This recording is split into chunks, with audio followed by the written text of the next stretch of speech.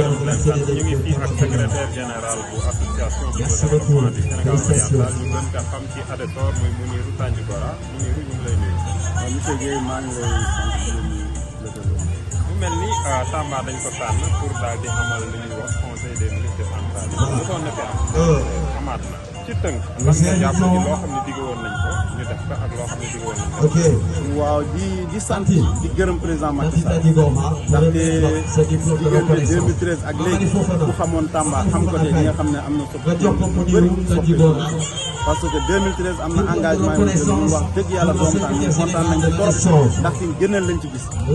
promesse yi ñu ci jël def na ci lu ko war lépp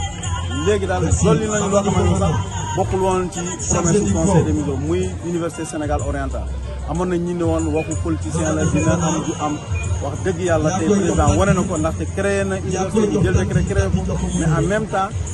nommé coordinateur projet yi nekk doomu Tamba di professeur Mooba loolu yëpp wane cofeelam ak mbëggeelam ci région Tamba ñun ñëpp gis nañu infrastructure yi au niveau du département de la commune et de la région Tamba daal war nañ defaraat lépp waaye wax dëgg yàlla